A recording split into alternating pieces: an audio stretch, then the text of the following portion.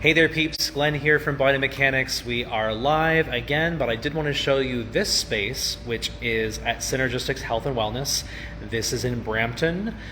Looking again too, from going for my live the other day, whereas I'm arranging classes in Orangeville, I'm also looking at arranging classes in Brampton as well.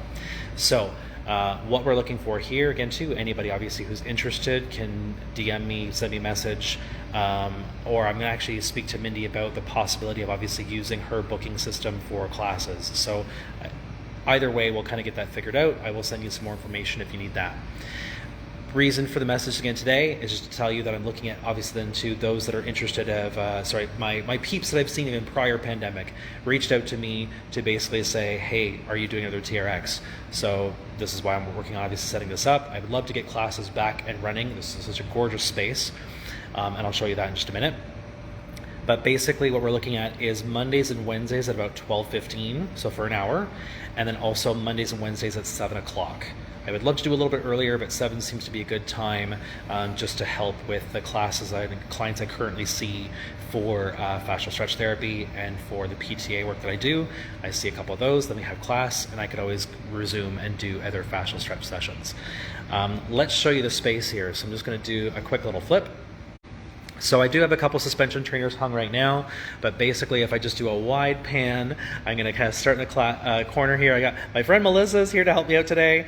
So, and basically where you see a yellow strap is where a suspension trainer can be hung from.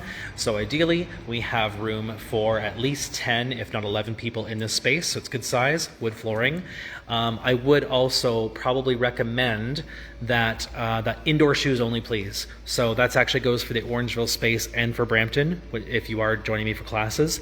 And these are kind of designed, so just say for example, I'm going to step back a bit and show you in the mirror that basically if we stagger, almost like teeter-totter, and there's actually Melissa's on the other side of me as well, which is perfect. So from here, that we're staggered and split apart so that basically we're sharing the same beam, but doing our exercise across from each other. So either doing exercises this way in terms of facing in from each other, or again, for example, the chest press that I did yesterday, then we would both be facing out.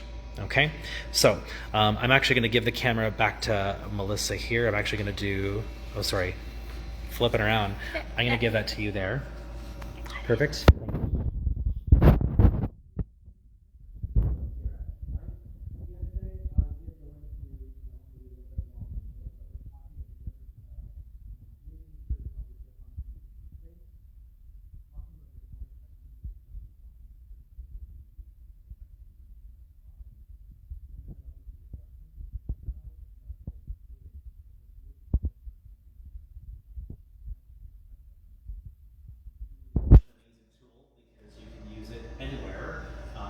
Space obviously to tie and secure it from, but that you've got so many options for it to do. So just going to show you a couple other things here.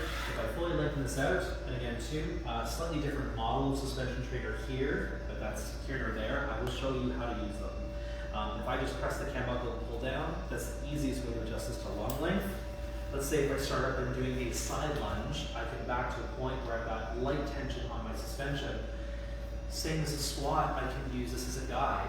So even as long as I bring my knee under my foot, I can kind of keep my eye on my anchor point, so I'm maintaining neutral posture, and I'm able to basically rock from side to side, getting that side lunge, working through your legs, different angle for the adductors, and again, strike through your core.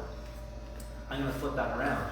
So coming through this way, I'm going to keep it long length for now.